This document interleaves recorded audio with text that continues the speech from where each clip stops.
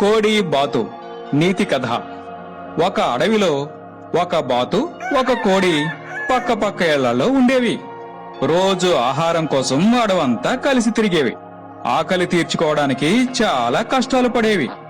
ఒకరోజు ఆ బాతు కోడి అడవిలో పోతా ఉంటే దారిలో ఒక చోట వాటికి పుచ్చకాయ గింజలు కనపడ్డాయి.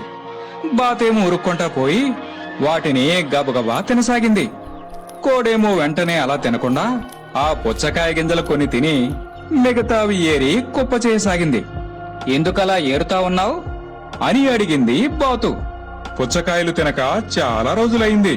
వీటిని నాటితే పళ్ళు వస్తాయి, వాటిని హాయిగా తినొచ్చు అంది కోడి. నీకేమైనా పిచ్చి పట్టిందా? కొంచెం కూడా తెలివితేటలేవు. నోటి దగ్గర కూడు మట్టిపాలు చేయొద్దు, హాయిగా గింజలు తిను అంది బాతు. కోడి మౌనంగా గింజలు ఏరుకుని పెరటిలో నాటింది. ఒకరోజు మంచి వాన కురిసింది.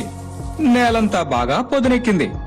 కొద్ది రోజుల్లోనే గింజలలో మొలకలు వచ్చాయి.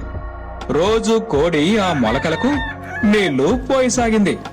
సేంద్రియ ఎరువులు కూడా వేసింది. మొక్కలు కొద్ది కాలంలోనే నెమ్మదిగా పెరిగి పెద్దగా అయ్యాయి.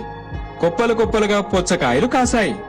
కోడి ఆ కాయలు రోజుకొకటి తెంపుకొని హాయిగా తినసాగింది.